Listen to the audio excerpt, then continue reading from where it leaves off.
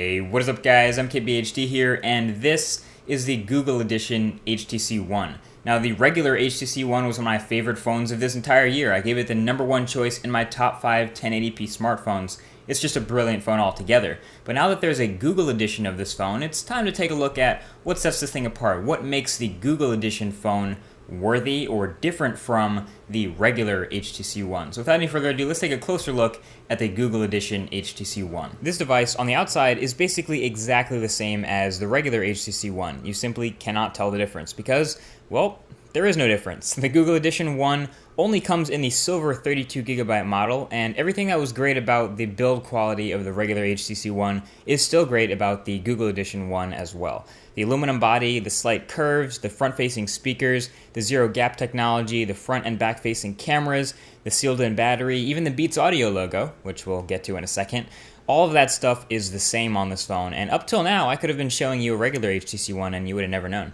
But the real difference comes as soon as you turn on the phone because, as you know, the Google Edition HTC One is running a stock build of pure Android.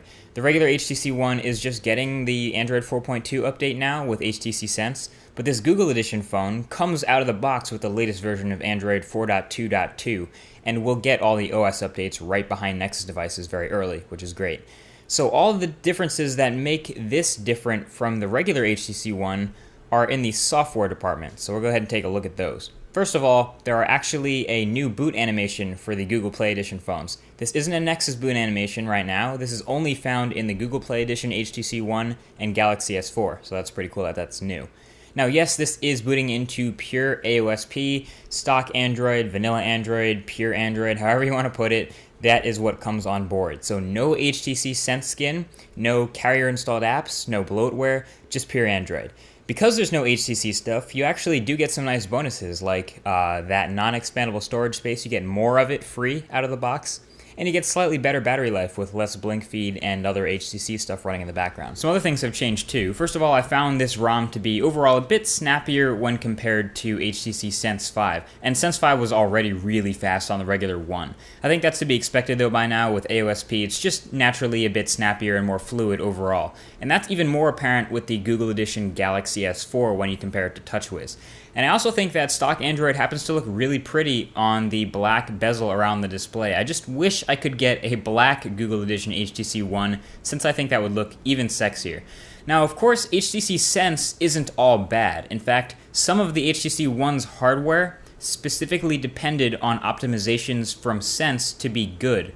The speaker and the camera. Now, the speakers are already huge, but like I mentioned earlier, the Google Edition One still has a Beats Audio logo on the back. And you're actually going to find in the sound settings a Beats Audio toggle. So this device still has a dedicated separate audio amplifier inside for those massive speaker drivers, and they've chosen to continue to label it Beats Audio. Whether or not you decide to use it is up to you. Have a listen to the difference in the sound it makes.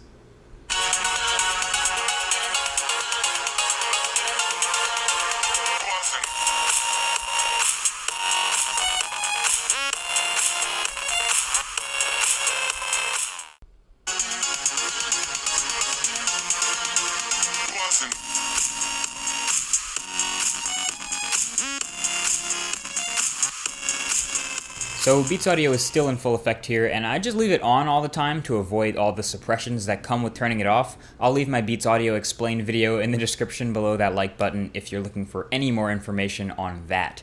Now, as far as the camera goes, this is still HTC's 4-megapixel ultra pixel camera. I did an explained video on this too, so I'll link that below, but basically, because this only takes 4-megapixel shots, HTC had quite a few algorithms and tweaks in Sense 5 for some sharpening and some optimization for low light performance to make this look better in regular light. After spending a lot of time with the device and looking at the photos I've taken, it looks like a lot of these optimizations are still present. Turns out they're not all completely built into HTC Sense, but they're built into the imaging chip that is still part of the Google Edition One's hardware, like the Beats Audio amplifier. So it comes with the new Google camera software interface and swipe gestures to change settings and everything, but the images you'll be able to take will look exactly the same. So you'll be able to switch to video mode, take HDR shots, panoramas, and photospheres, etc. with Google software, and it'll have the same quality as a regular HTC One.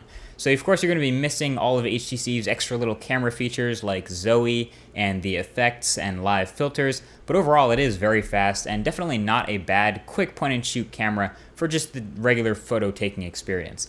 So I think it's pretty obvious by now, I really like stock Android. I like the way it looks, and I prefer it over Sense in just the way it operates, and I like how quick and responsive it is on hardware that it's optimized for.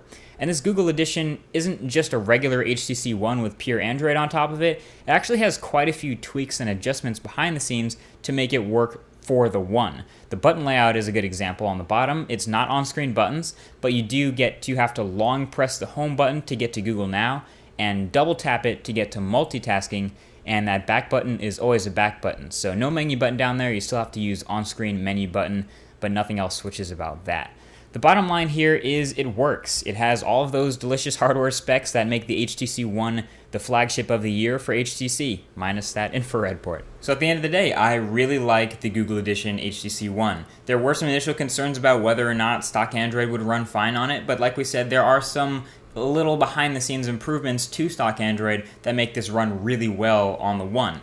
It's not a Nexus, obviously, because of those, hardware button layouts, and it's slightly different because there's no on-screen buttons, but I figured this would be a good chance to take a look at what native stock Android basically would look like on a phone when it's not CyanogenMod or anything like that. Now, you can also download a Google Edition ROM for your HTC One if you have one, so I'll include the links below to any of that stuff if you want to check it out, if you're daring enough to root and flash something like that. But yeah, at the end of the day, it's a great phone, and I'm a fan. I'm going to be recommending it to a lot of people who like stock Android.